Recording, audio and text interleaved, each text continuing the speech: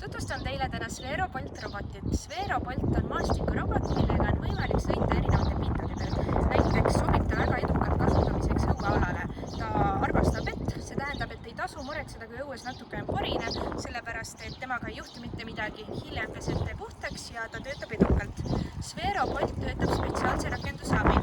Mina kasutan selleks täna Sphero Play rakendust, aga tegelikult on olemas ka väga palju erinevaid muid rakendusi, millega on võimalik Sphero Bolti liigutada. Selleks, et ma saaksin roboti tööle panna, ühendada ta õige robotiga. Nüüd ta natukene mõtleb, näete, roboti peal hetkel on niisugune hall plaat, aga see hall plaat muutub, lähevad tulukesed põlema, kui ta on ühendunud robotiga. Nii. Selleks, et ma saaksin roboti õiges suunas liikuma panna, asetan ta maa peale enda ette ning hetkel on näha, et nooled näitavad vasakule. See tähendab seda, et kui ma liigutaks robotit edasi, siis tema edasi oleks vasakule poole. Nüüd ma seadistan ta liikuma otse edasi.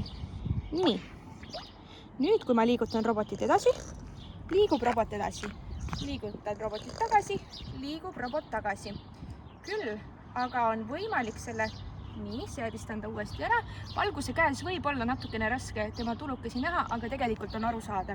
Lisaks sellele, et me saame teda liigutada lihtsalt asfaldi peal või näiteks vee sees kusagil, on võimalik temaga mängida ka erinevaid mänge. Mina katsetan praegu golfi võimalust. Kui mul oleks sinna ette pandud erinevad kurikad, ja ma tahan robotit liigutada, siis ma enam ei pea mitte nuppu liigutama, vaid pean oma nutiseadet liigutama. Näiteks, vaatame, kas õnnestub.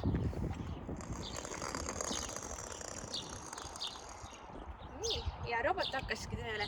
See on Sphero Bolt, temaga on võimalik veel palju erinevaid mänge katsetada, selleks tutvuge ise temaga.